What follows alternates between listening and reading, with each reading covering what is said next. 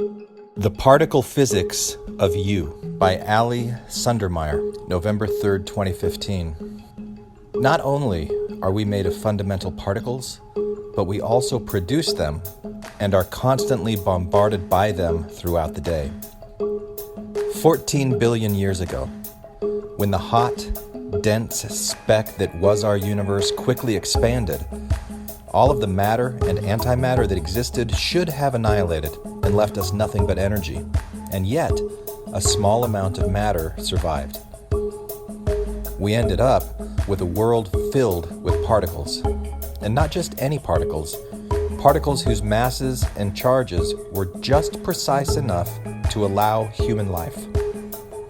Here are a few facts about the particle physics of you that will get your electrons jumping. About 99% of your body is made up of atoms of hydrogen, carbon, nitrogen, and oxygen. You also contain much smaller amounts of other elements that are essential for life. While most of the cells in your body regenerate every 7 to 15 years, many of the particles that make up those cells have actually existed for millions of millennia.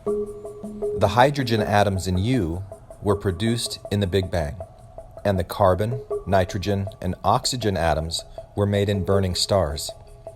The very heavy elements in you were made in exploding stars. The size of an atom is governed by the average location of its electrons. Nuclei are around 100,000 times smaller than the atoms they're housed in. If the nucleus were the size of a peanut, the atom would be about the size of a baseball stadium. If we lost all the dead space inside our atoms, we would each be able to fit into a particle of lead dust, and the entire human race would fit into the volume of a sugar cube. As you might guess, these spaced-out particles make up only a tiny portion of your mass. The protons and neutrons inside of an atom's nucleus are each made up of 3 quarks. The mass of the quarks, which comes from their interaction with the Higgs field, accounts for just a few % of the mass of a proton or neutron. Gluons, carriers of the strong nuclear force that holds these quarks together, are completely massless. If your mass does not come from the masses of these particles, where does it come from? Energy. Scientists believe that almost all of your body's mass comes from the kinetic energy of the quarks and the binding energy of the gluons. Your body is a small-scale mine of radioactive particles. You receive an annual 40 millirem dose of the natural radioactivity originating inside of you. That's the same amount of radiation you'd be exposed to from having 4 chest x-rays. Your radiation dose level can go up by 1 or 2 millirem for every 8 hours you spend sleeping next to your similarly radioactive loved one. You emit radiation because many of the foods you eat, the beverages you drink, and even the air you breathe contain radionuclides such as potassium-40 and carbon-14. They are incorporated into your molecules and eventually decay and produce radiation in your body. When potassium-40 decays, it releases a positron, the electron's antimatter twin, so you also contain a small amount of antimatter. The average human produces more than 4,000 positrons per day, about 180 per hour. But it's not long before these positrons bump into your electrons and annihilate into radiation in the form of gamma rays. The radioactivity born inside your body is only a fraction of the radiation you naturally and harmlessly come in contact with on an everyday basis. The average American receives a radiation dose of about 620 millirem every year. The food you eat, the house you live in, and the rocks and soil you walk on all expose you to low levels of radioactivity. Just eating a Brazil nut or going to the dentist can up your radiation dose by a few millirem.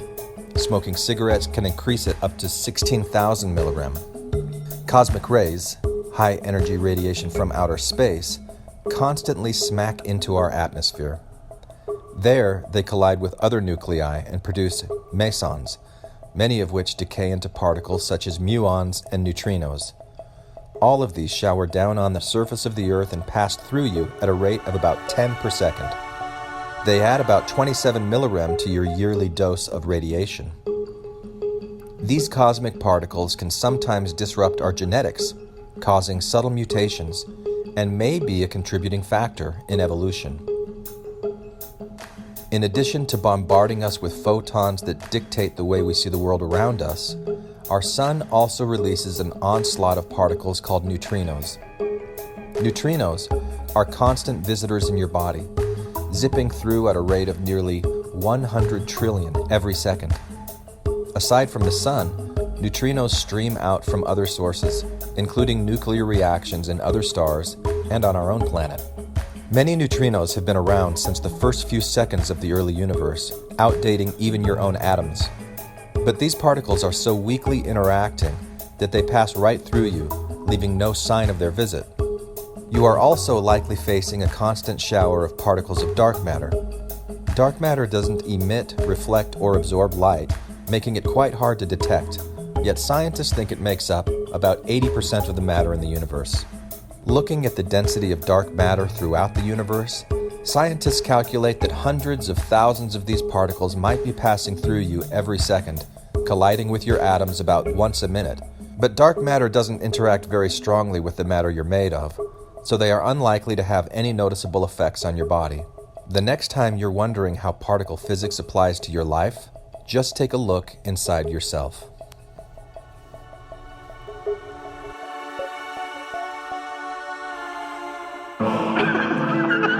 This is Infants on Thrones, the philosophies of men mingled with humor. We are the Quorum.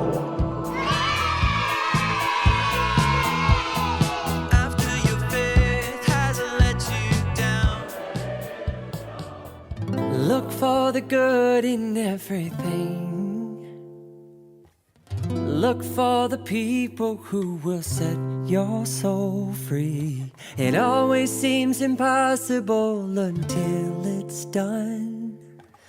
Look for the good in everyone. And I would imagine that this 7-step process doesn't happen just one time for a person, but could happen multiple times over and over again. That's the thing. Just like this process. That's life. And the more series of evolutions that you walk yourself through, you become much more distinguished and much better, much finer, much more refined as a material, as a being. So, it's important to not look at this as a linear thing, but something that's constantly cycling, constantly feeding through your life and driving the evolution of you. See, but here's the great thing about alchemy is that once you recognize the process, you'll recognize that various aspects of you are stuck at one or more parts of this process in your entire life. So if you were to break down all the components of you and lay them out, in a list, is like some of them are stuck at dissolution, some of them are stuck at calcination, some of them are stuck at fermentation or extraction, some of them at distillation, some of them, you've got all the pieces, you just need to recombine it kind of thing. So, there are thousands of different aspects of us. There's no end to the evolution that we're going to experience as an individual. Learning to embrace crisis as an opportunity for conscious evolution, once you know the process, is really what's so empowering about learning and understanding and incorporating alchemy into your life. I love that. And let's take that then into a discussion about the astral plane, and I'll tell you what I think that it is. Okay. It's one of those words that for the longest time was associated with New Agey language and like astral projection of being outside of your body and things like that, that anytime I would hear the word, I'm just kind of like, okay, yeah, brother, I'm going to listen to something else. Yeah. But when I was with our mutual friend Cody last week, and he was telling me, he was basically explaining it's the world of imagination. It's the way that you can visualize in your mind with these thoughts that actually are real physical things. Like there is a substance to our thoughts, and there is an impact on our physiology because of thoughts. And people who are familiar with things like The Secret might go, thoughts create reality. Yeah. Okay. I'm tuning out. I'm tuning off of that. That's baloney. But you have a perspective in this that I'm really interested in hearing, that the more about, that the astral plane is this place of meditation or imagination. So let me turn it over to you and tell me if I got that right. Yeah, that's pretty good. So like the top, if we were to perceive that there's a bottom and a top to any barrier or plane or dimension, however you want to refer to that there is, and maybe it's, from left to right, it doesn't always have to be from bottom to top, but just for visualization purposes, let's say from bottom to top. If the very top of the astral plane is actually governed over by the archetypes of the elements and the planets, that's the way that we conceive of it in alchemical cosmology, is that the elements are really just combinations of binary coding. So fire is 1-1, it's extremely active. Wind is still active and it's male, it's masculine in its nature, but it's the passive aspect of the active, which makes it 0-1. And then you have water, which is the active aspect of passive, which is going to be 1-0, and then you have earth, which is passive 0-0. So these are just really for us, elements are really binary coding of the actual reality of the universe. And this is why we can say that everything actually comes down to those 4 elements at its very basis form. It's either completely active or passive passive, or passive passive. And is that meant to be symbolic, metaphorical, or is that, I mean, it's not like a literal binary code. Like, and the reason I ask, I've heard people talk about like up quarks and down quarks as forming a kind of like binary code of existence, but that's not what you're talking about here, right? I think what they'll find in science is that all material really operates according to these very same principles, because in alchemy, we look at holographic and fractal things. If it can't be explained holographically and fractally, which is to say the same principles govern over the behavior of things, no matter how small or how large you look at it, then it doesn't make its way into alchemical practice. So like, for instance, we could consider the sulfur, mercury, and salt, or that is to say the soul, the spirit, and body of, your very physical self, to actually be the tripartite union of proton, neutron, and electrons. I thought you were going to say God, Jesus, and the Holy Ghost, but right, yeah. But route. that would be like in the Christian narrative of the spiritual tradition. That's exactly what it would be, yeah. Right? Just like you would have like Moses and Ezekiel and others inside of the Judaic tradition, so on and so forth. You're going to have a tremendous amount of tripartite material coming up all over, if the principle that you're tapping into has any thread to perennial cosmology or perennial theory, perennial reality. So in the astral, the very top part of it, every one of the elements makes its way, different combinations of the elements make their way to be known as planets. So like, for instance, Mars is going to be fire, fire, earth in terms of its binary coding. So it has 3 sets of binary coding with it, fire, fire being 1-1, 1-1, and then earth being 0-0. So that would be Mars kind of coding.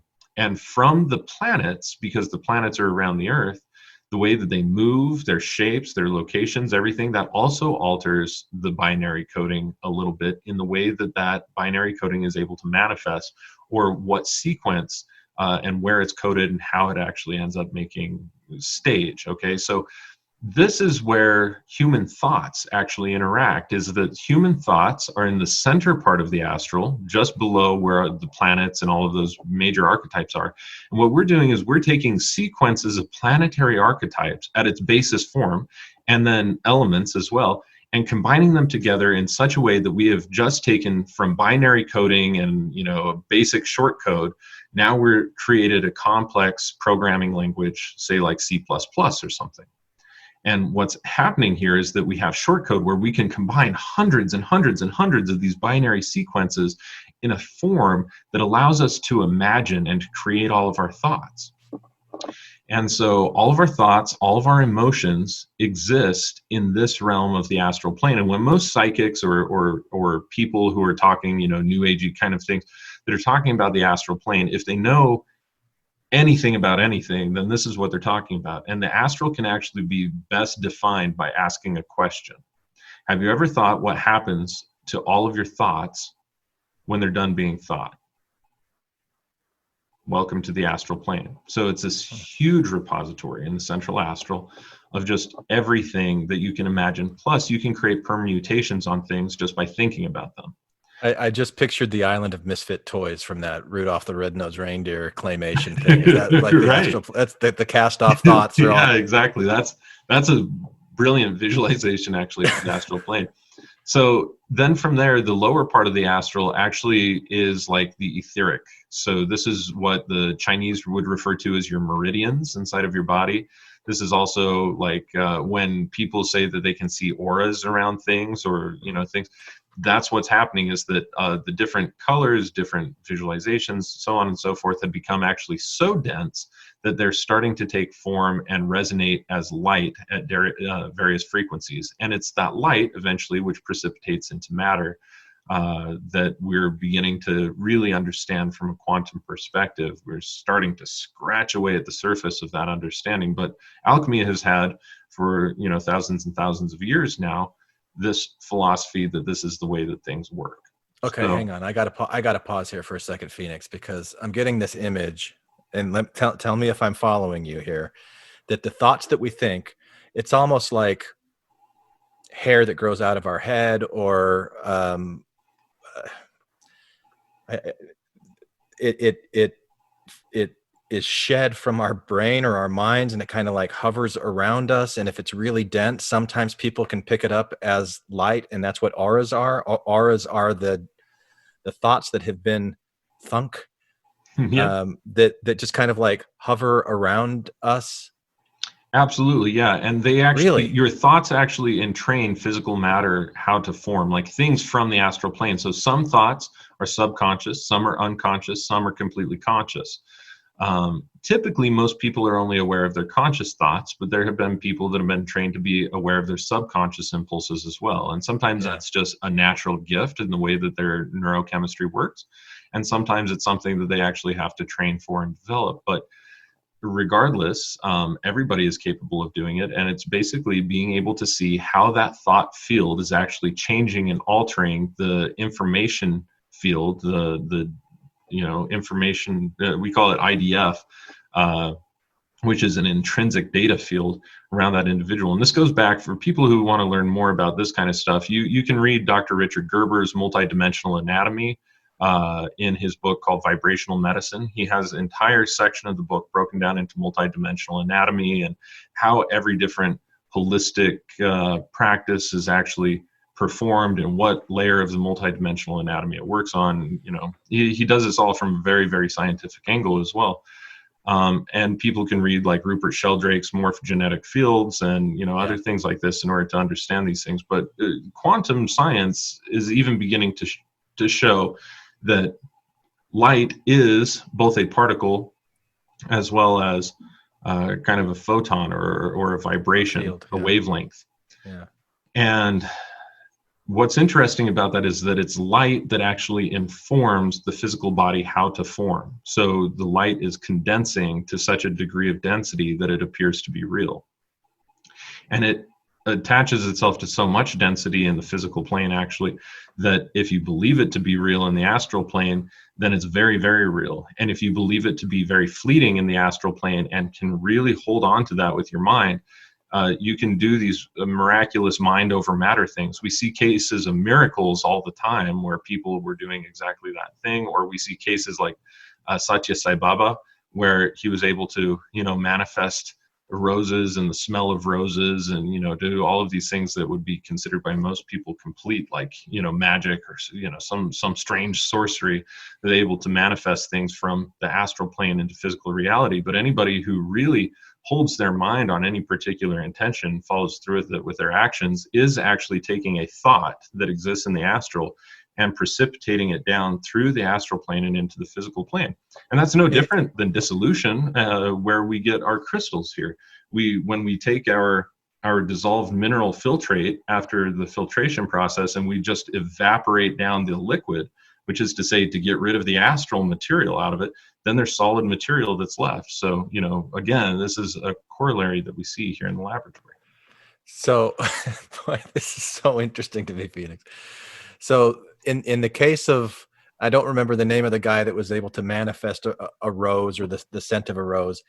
Is that a function of somebody's belief, that if they believe it strongly enough, or they're using their own imagination, that it becomes real?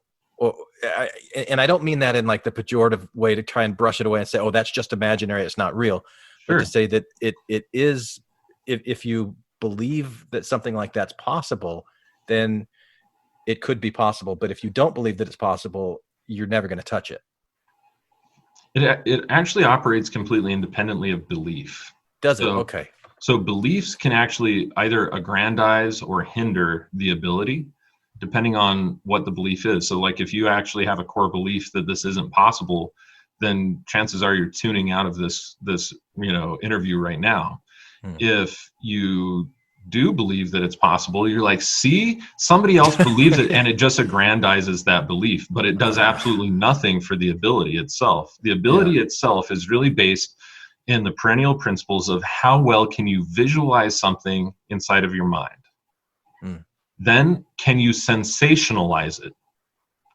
Then can you project that sensationalization into your experience at the present moment?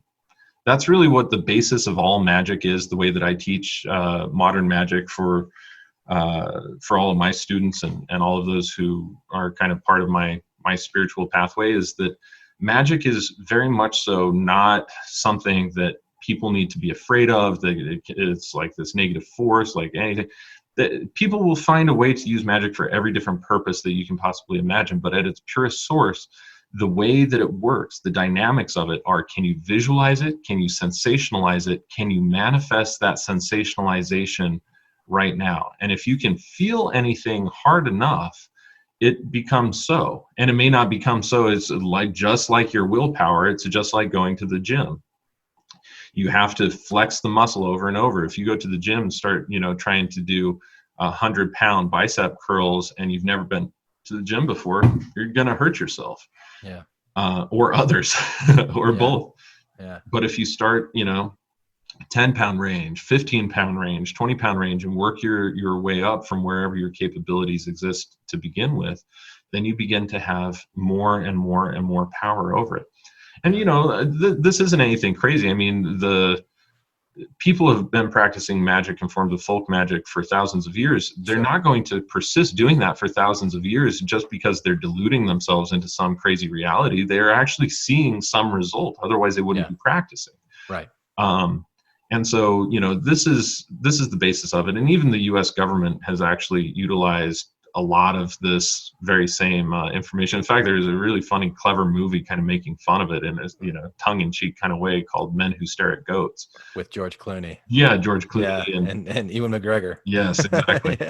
So, that's actually based on real series of events that have actually happened within the U.S. government. I mean, they totally turned it into a fun story there, but it's the very same principles. People understand that thoughts actually have some mechanism of being able to interplay with matter. And in fact, all of us probably grew up with the concept of mind over matter, whether that was your soccer coach telling you to, get over it and you can run that second mile, no problem, or whatever it is.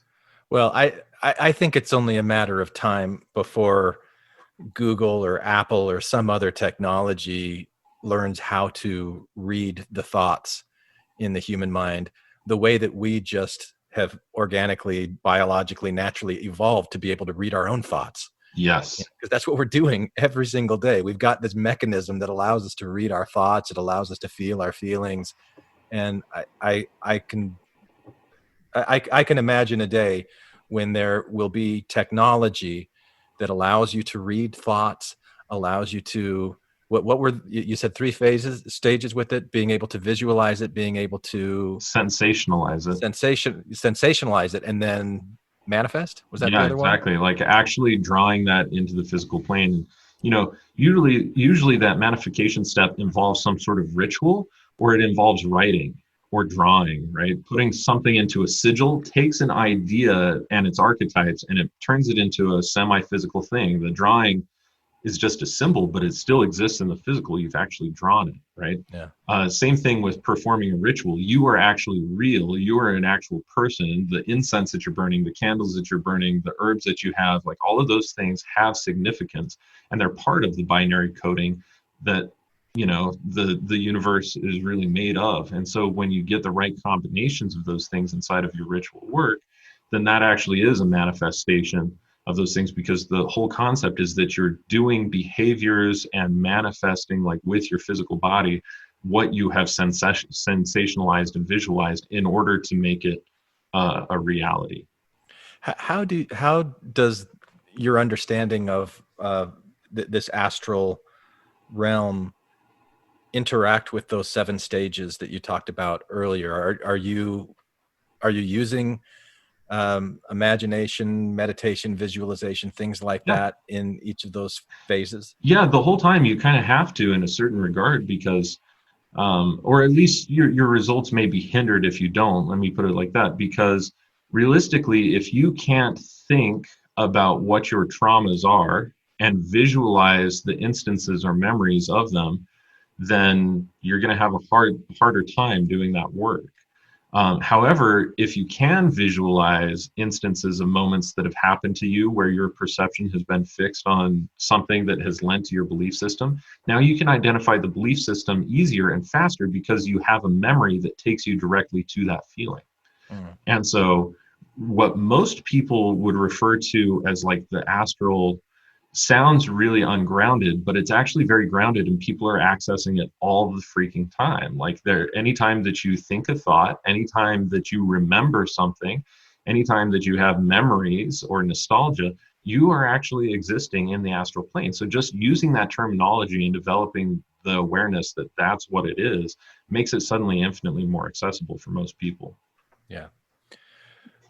Interesting. Well, is there anything more you want to say about the astral before we move to something else? I could go on for weeks about the astral. We should probably just move on.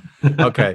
So and really, this is kind of the last thing that I want to ask you about, and we'll see where the conversation goes from there. But in one of the interviews that you did, you talked about different types of consciousness that occur at different levels of existence, like at a molecular level, a cellular level.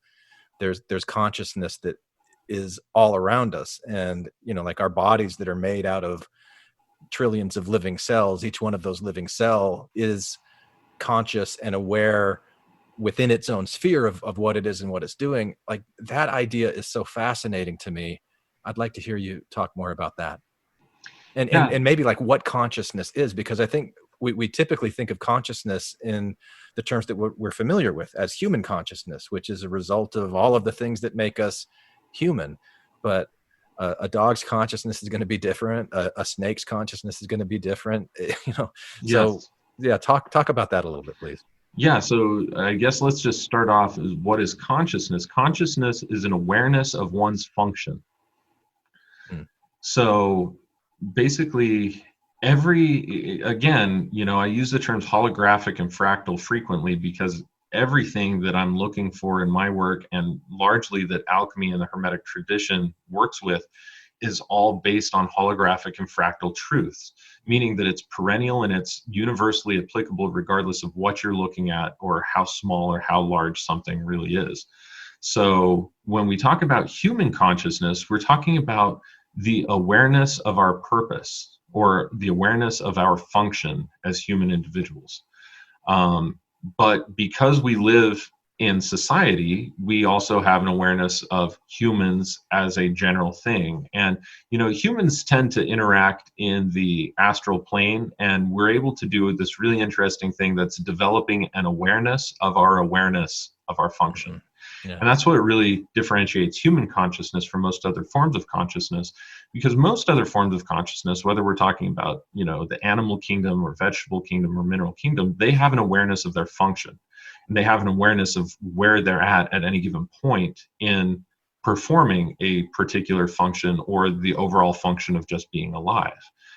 Or existing. Okay, so to break it outside of scientific definitions of what's alive, just the fact of existence. Okay, so everything has consciousness, whether we're talking about a cell, which cells are really uniquely conscious, and they share this cool thing called cellular consciousness or cellular awareness, where one of your toenail cells could actually do the very same thing that one of your heart cells can do, and it knows exactly how to do it, and if needed could entirely become a heart cell and do its job equally as well. So every cell knows what every other cell in the body is doing, and they're constantly communicating electronically through our body, through our electrochemistry. So cellular, which I want to push pause and give you a weird idea of mine. Yeah.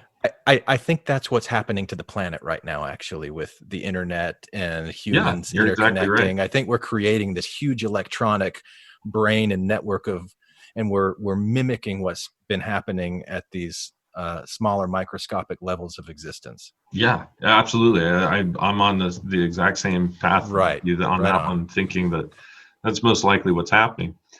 That being said, every different thing has such a different purpose of consciousness. Like, for instance, you as a human individual, you are comprised of your own volition, your psyche, okay? But that's not actually just the end of your intelligence, because let's talk about the 70 trillion different microorganisms minimally that are existing inside of your microbiome at this very moment.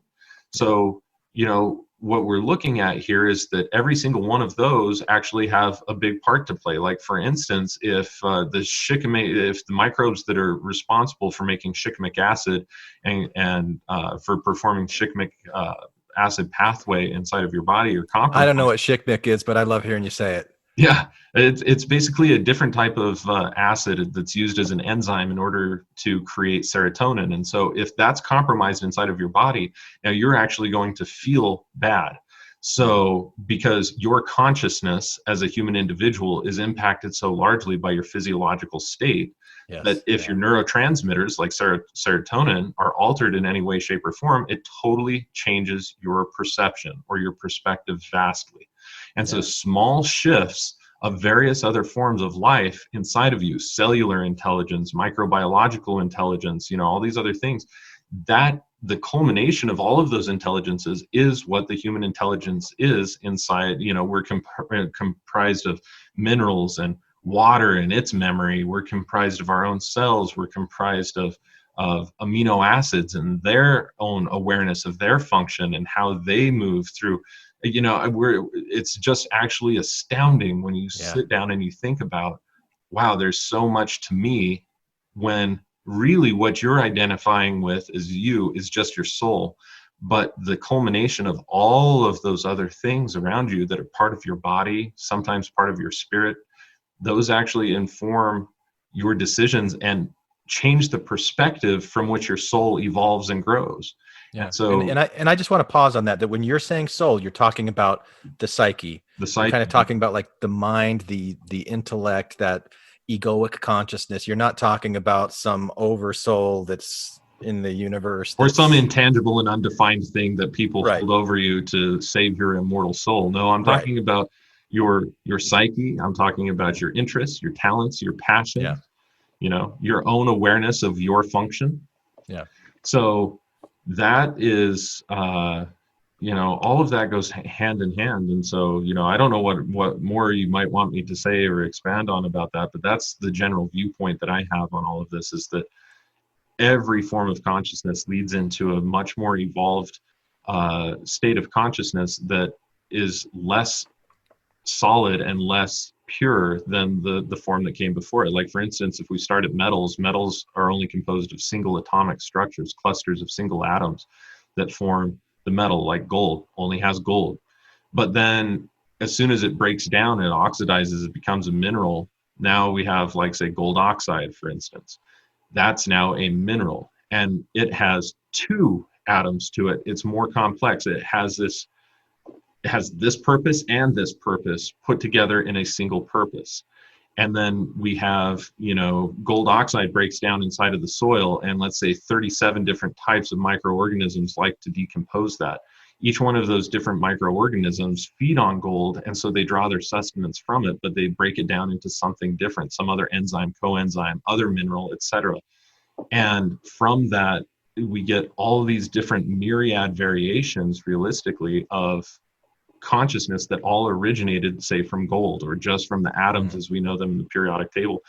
And they become so complex. And humans are the culmination of all of that. There's not vicariously or directly one food, one atom, one material that we don't actually come into contact with, again, vicariously, either through the air that we breathe, the water that we drink or bathe in, the rains, the everything. It's all comprised inside of our matrix here as human beings. And we're also such a pinnacle important creature, because even though we also have equally amount of potential for ignorance as well, but our potential for understanding is so great that we can actually ascertain things as well as nature ascertains things. And through the volition of our soul, if it is our soul's volition, and our spiritual disciplines and our technology, our abilities with our hands, and to machine things and draw new ideas from the astral plane and put them into existence, we can create all sorts of permutations that abide by natural processes that can aid in nature and nature's evolution, even though we have a somewhat distinct place where sometimes we could also feel that we're very separate from it as well. So it just depends on how you use your consciousness and what you align it with that determines, whether you're doing something that is perennially ethical. And whether you think of yourself as being separate from all of these things that are going on, or that you're like deeply, deeply interconnected with with all of these different consciousnesses that are aware of their own function and performing their own function. And that piece is just overwhelming when I stop to think about the interconnectedness of all things. See, for me, that's what the experience of God realization really was for me, and how I started to define what a God is or was, is that in the same way that all of the microbes, all the amino acids, all of the minerals, all of the metals, all of the everything inside of my body are working towards a cohesiveness of me as my consciousness. And I and our planet are working towards a cohesiveness of what is this planetary consciousness. And as that's part of the solar system, which is part of the universe, which is part of everything, is part of something slightly bigger than it that ultimately leads to the entire whole. And the culmination of that entire telescopic viewpoint is, for me, the supreme consciousness, which I would just simply call the monad. And it's more of an idea than a being per se, even though it does have its own consciousness, of course. But at some point, there's really no end to it. It's always, holographically and telescopically evolving. And so turtles all the way down. Yes, exactly. So for me, that's how I can actually rationalize, there's no being, there's no beginning, there's no end to the being that is God. It is just, constantly eternal. So for me, that is an idea that I can tap into, and I can tap into that egregore through thousands of different ways, viewing absolutely anything, as long as I maintain that as the filter of perception that I'm viewing something from.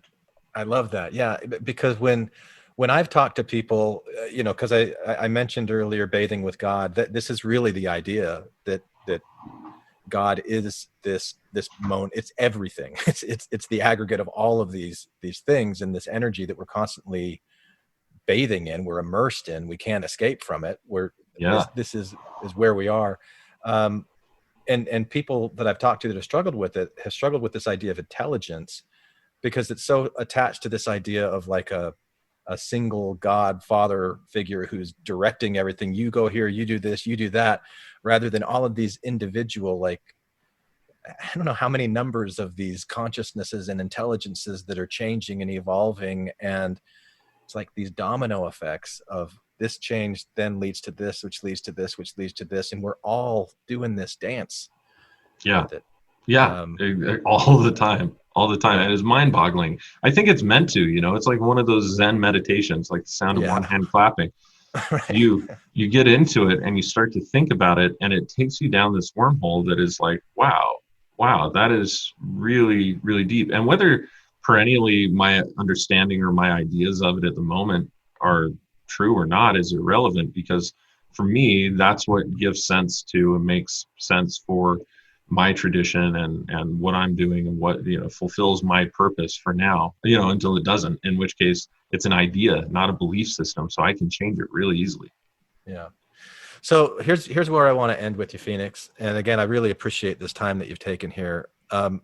In all of the years that you've been doing this, I'm sure you have seen some amazing transformations, both alchemically and then psychologically among people. So could you maybe spend a few minutes talking about what some of the most impressive metamorphoses that you've seen? Man, in the laboratory, I think, the first time I made a spagyric stone, and that's basically where you take an essential oil and a distilled spirit, quite literally like a 95% pure ethanol spirit of a plant, and also all of its purified body material, and you put them all together in a very particular way that, every plant kind of has different measurements of it. So what you'll do is you'll feed the essential oil to the salts until the salts no longer take it up, and then you start feeding the spirit to that combination of essential oils and salts, and eventually it turns waxy, and if you keep incubating it, it turns hard. And at some point what ends up happening is that that material rocks up and it turns rock hard, and then it's no longer susceptible to smoking over a fire or dissolving inside of water, and that's why we call it a stone. It's no longer susceptible to either fire or water, just like a mineral would be, but it's more than just a mineral basis.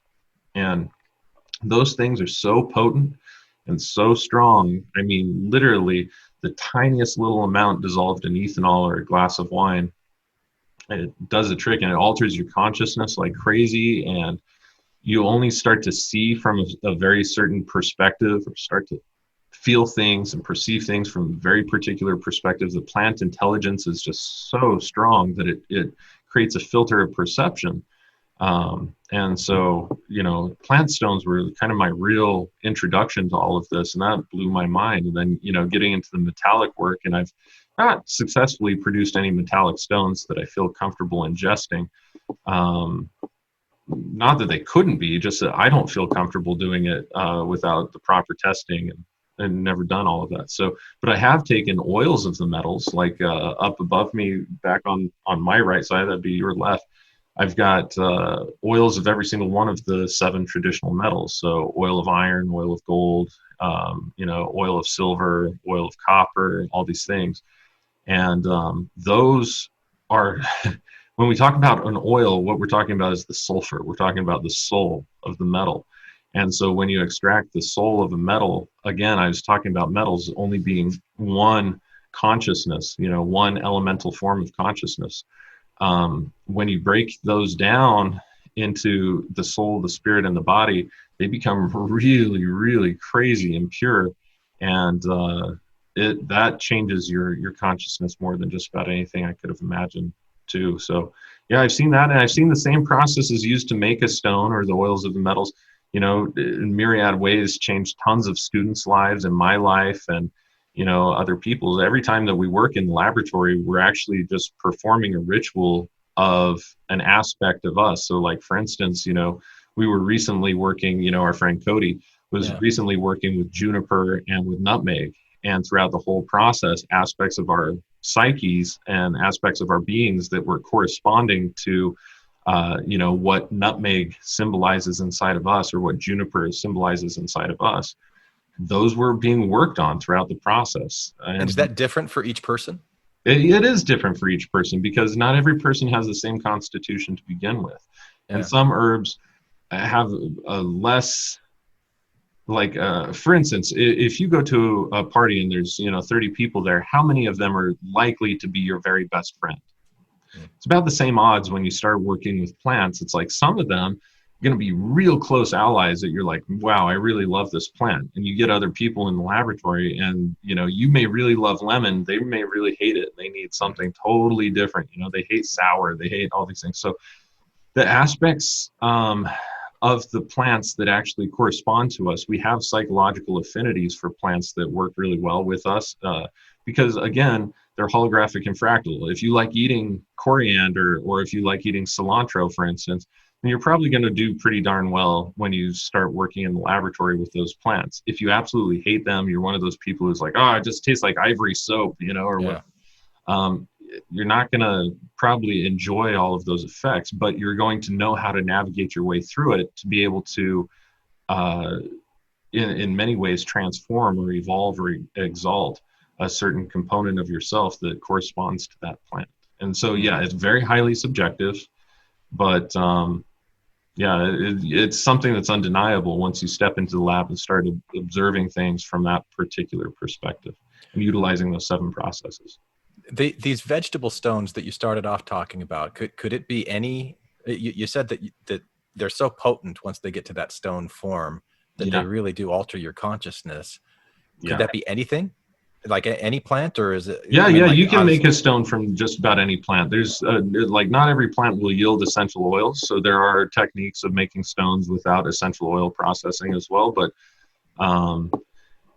typically the plants that really tend to alter consciousness and make the best stones, in my experience so far over these past 15 years, and far from working on every plant, but so far they are the ones with the higher essential oil content, because they have very complex acids that are able to create very micro acid-base reactions with the potassium carbonate alkali, and left over a period of time at 40 degrees Celsius. Some of these things have to incubate for up to 2 years or up to 6 years, even for one of them that I've worked on, in order to come to fruition and become rock hard and stuff. And the whole process, it takes a very, very long time. So over these long periods of time and very equal distribution of heat, they undergo really strange thermal decompositions of acid-base reactions that just change the constituency on a molecular level very, very, very vastly.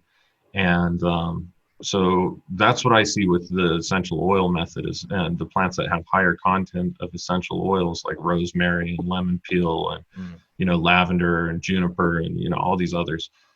Whereas you can pull essential oils from Melissa, and it does make a good stone, but it takes so much plant matter in order to be able to get there it's a little bit of a difficult endeavor, and a very expensive one as well. Same with rose. All right. I do have one final question, and there's 2 words I want to ask you about, and I don't know if they mean the same thing or if they apply to anything that you do at all, but they keep coming to me. The golden ratio and sacred geometry. I don't really know anything about these 2 things, but you make pendants that's like a sacred geometry or something? I don't make them, actually. Okay. I work with the hardware and the software that basically performs IDF work. And so the pendant that you're referring to, I think, Aubrey and Cody both have one of these. Right. So what we're looking at is that's called a Chio Phi, and it's a type of intrinsic data field broadcasting instrument that you can wear on your person. And those are made in Bali by a friend and colleague of mine named Dr. Don Paris. And so I utilize those for my clients, but where they got the concept phi is that the phi, P-H-I, the Greek syllable there, or Greek letter, is a ratio, which is the square root of pi. And that's how you get to the phi ratio. And the phi ratio takes place everywhere inside of your body. So for instance, the distance between your longest finger, which again is subjective, that can be, any person can have one finger longer than the other, but your longest finger to the base of your hand, 1.618, which is the abbreviated golden mean, that this length, 1.618 times that is the length of your forearm. And 1.618 times that is the length of your entire arm. for instance, and the length of, so you see this holographic and fractal pattern emerging. And the Greeks were really, really huge on this. The entire Parthenon was built in such a structure where you can see that really, really clearly, especially in their columns, because they have this natural taper of 1.618 constantly to the column. And when you look at it, if you're not looking for the general taper, you can't really see that it's any particular thing. But when you measure it mathematically, it's this perfect 1.618 phi ratio thing. And, when everybody's like, for instance, the perfect male figure is that you take the shoulder width and the hips should be 1.618 times less than the shoulders. So if the hips are 1.618, then above the shoulders will be 1.618 times the width of the hips themselves. And so, you start to see this kind of column-like structure forming in nature, and the things that are the most beautiful and most proportionate typically utilize that structure all over the place. And that's what is referred to as the golden ratio? The golden ratio, right? Okay. And again, that's the square root of pi. And so if you see this and you draw 1.618 in a 2D plane, you get a spiral. You get like a perfect spiral in, spiral out.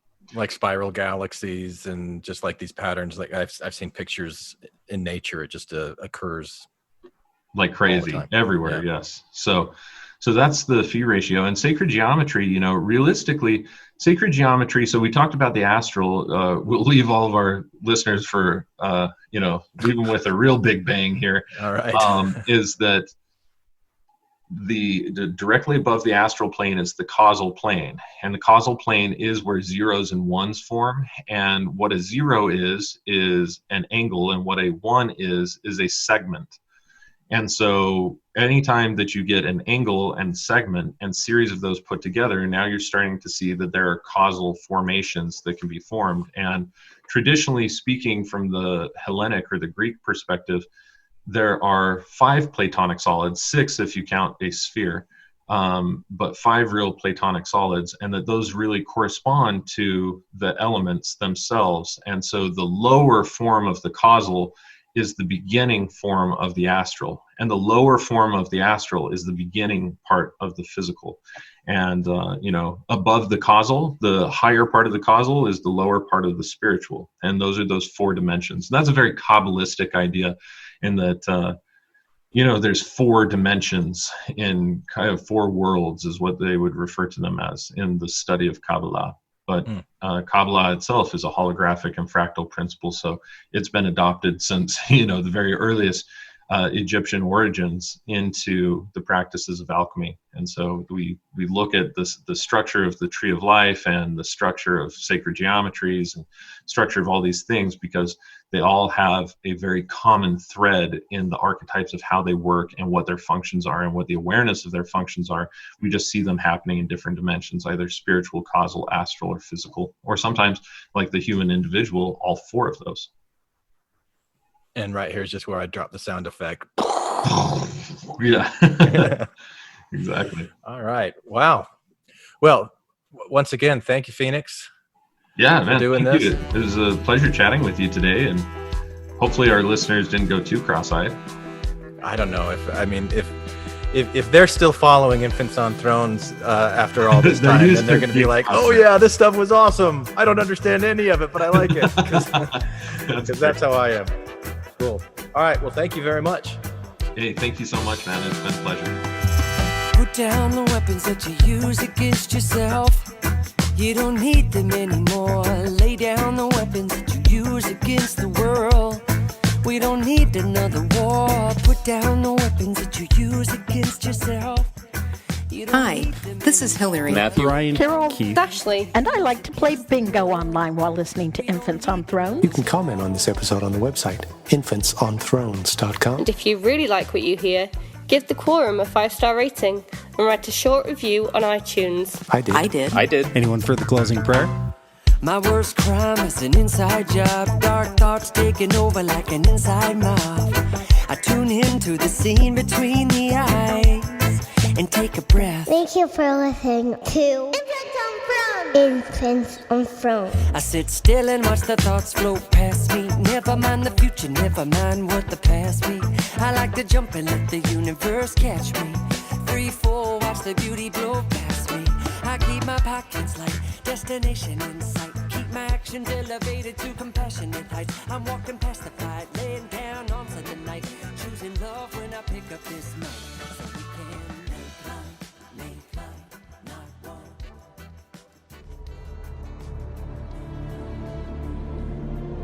Welcome to Bathing with God. Listener Mailbag. Listener Mailbag. Hey, Quad. Hey, what? We have just been through a crazy election cycle. Yes, I know. But isn't this the part where you tell me that we have another listener question? Are you really asking me that, Quad? Are there really things that you don't know? There are many things that I don't know. Most things, actually. Really? Well, I'm glad you can admit that, Quad. And I'm glad that you are glad. Do you have another listener question for me, or what? I do. And today's listener question comes from me. Providing both the question and the answer now, are we? Isn't that essentially the game we're always constantly playing at? Anyway, today's question comes from Glenn. Glenn says, "Hey Glenn, I love what you've been doing with this podcast. It is seriously fun to write and record and produce it. I just really enjoy it. Keep it up, buddy. I'm wondering if Quad has any particular insights on Biden or Trump or this whole divided mess that our country seems to be in. Would you mind asking him for me? Sometimes he can get a little confusing. Thanks. Keep up the good work, Glenn. P.S. I really love you, man." Why, thank you, Glenn. It's nice to be self-loved. So, Quad, what do you think? What do I think about what? What do you think about Biden or Trump or this whole divided mess that our country seems to be in? Do you really want to know? I really am asking. Fine. I'll tell you. But before I get into it, let's get a few things perfectly clear. And I'd like to start by directly speaking to the listeners of this podcast, rather than indirectly speaking to them by pretending that I'm directly speaking only to you. The first point that I want to make is that this whole bathing with God thing is a game. It is playful. It is for entertainment only. Some people are musicians who create music by arranging different sounds together in unique and interesting ways that are personal expressions of how they experience the world. Other people are artists who do the same thing with colors and textures and patterns. Some do it with novels, movies, TV shows. Others do it with food. We are doing it with ideas, putting them together in a playful way, building sandcastles, so to speak, not as a place to live in, not as a place to shelter us from the world around us, but to enjoy for the pure pleasure of building sandcastles. If building sandcastles is your kind of thing. You listeners are here because exploring these kinds of questions in these kinds of ways is how you like to spend your time. Please don't get too attached to any of this, and please do not mistake this to be something that it is not. This is for entertainment as a form of personal artistic expression only, nothing more. Okay, but why are you saying this?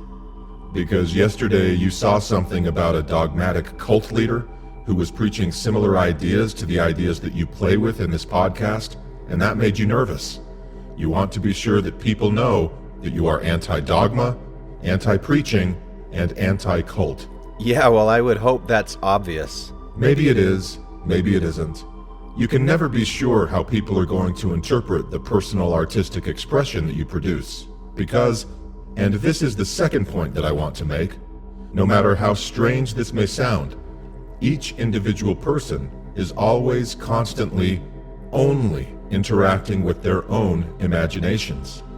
You may think that you have made your point crystal clear, but each person hearing it is only going to take from it what they take from it, which is to say that what they think you are saying is based on what they already think and feel, which is to say that what they already think and feel is determining what they think and feel about what you are saying, which is to say that every person on this planet is constantly responding to what they think and feel about the world around them, the impressions made in their minds. In other words, and let me say this directly to you, Glenn, you are always only interacting with your own evolving self. Slow down, Quad. You're making me dizzy with all of that. Plus, it sounds a little bit like you're preaching right now. I am only expressing an opinion, as your imagination, nothing more, nothing less. Okay, fine. Anything else, or are you ready to address my actual question about politics? There is always something else. But fine. You want to know what I think about politics? I think that politics, like music, art, cuisine, or this very podcast, is another way that people express themselves onto the canvas of reality. Their values, hopes, fears, morals. And I think that everyone involved in politics is really only responding to what they think and feel about what is going on in relation to these expressed values, hopes, fears, and morals. Okay, so should I be happy that Trump lost and that Biden won? If you are, it only means that you feel outside validation of your inner values, hopes, fears, and morals. And if I'm not? Isn't that obvious? Maybe it is, and maybe it isn't. We all only see whatever it is that we see, right? Yes, but here is my hesitation. The reason that the country is so divided is because so many people are divided already in their own hearts and minds. It doesn't matter where you fall politically. If you think of yourself as righteous or morally superior, and others as less righteous or morally inferior, there is going to be a divide. But some people really are wicked and morally inferior. Of course, but not as many as you think. And if you train yourself to look at the world in ways that place yourself above others around you, your confirmation bias will manufacture and exaggerate differences in others to the point of moral inferiority. And you will deceive yourself, Glenn, to the point where you can't even see that you are the one who is creating this divide. So let me tell you what I think about this election. I think that Biden supporters who gloat and ridicule Trump supporters are only widening that divide, not just in the country as a whole, but, more importantly, within their own nature. And that isn't doing anyone any favors. Okay, so what is your advice, Quad? You know what my advice is, Glenn. I will tell you, for the sake of these listeners, but I am not preaching this to any of them as advice that anyone else needs to follow. You, Glenn, have turned to me, your imagination, your inner self, as it may be, to provide you direction on how to live your life. So this is my advice to you. Remember that every person in this world was born innocent, a human being, wanting and needing to be loved for its very survival. Simply due to the nature of reality, your biologically evolved sponge-like brain that absorbs more information than you consciously know and creates behavioral shortcuts like computer programs running in your subconscious mind, you were misled by false ideas and traditions, misled by fictions, by stories, beliefs, societal norms. And you identified with those fictions and you clung to them for your very survival, Glenn. You acquired them as a means of survival. You were given them as an expression of love. Now, some fictions clash more violently against other fictions. You see this in the divide in the country right now, which is actually nothing new, by the way. It is only our mass media that is raising the collective conscious awareness of these conflicting differences. And, believe it or not, this is taking you all to a beautiful place of harmony that you will all experience together sooner rather than later. But harmony will come, Glenn, as a result of your own ability to understand your own fictions the way that you were lovingly misled in your life, your own confirmation biases. Inner harmony will come to you, Glenn, as you exercise your willpower to relax and release the feelings you feel when your personal identity feels like it is being threatened by the conflicting ideas of others. So you're saying that I can create a refuge of inner peace against the swirling storm? We are both saying that. And yes, you have experience lately telling yourself that all you have to give yourself and others is love. You know what that feels like, deep in your heart, to open up and create a feeling of love for the innocent baby that you were before you were misled, to acknowledge the innocent nature of people around you for the innocent babies that they were before they were misled. You know how that light shines through all the fictions that bend and distort that innocence in yourself and others, and you are learning how to appreciate each of those illuminated fictions as its own particular artful expression. Some you may have a specific taste for, and others you may not. Some that may be truly wicked and destructive, and others that may not. But you are looking at the world as a reflection of your own deepest self, and you are seeing yourself in others and seeing others in yourself. You are recognizing the interconnectedness of all things, and you are appreciating the life you are living, and focusing on expressing your awe of and appreciation for the many little miracles of life that drive you to create this podcast and share your ever-evolving worldview with all who enjoy experiencing your artful expression. Politics only provides one more Rorschach inkblot-like contrast against which you can better come to understand yourself, to better come to appreciate and love yourself, and to better appreciate and love others. I like that, Quad. I know you do, Glenn. But seriously, aren't you kinda glad that Trump lost, even just a little?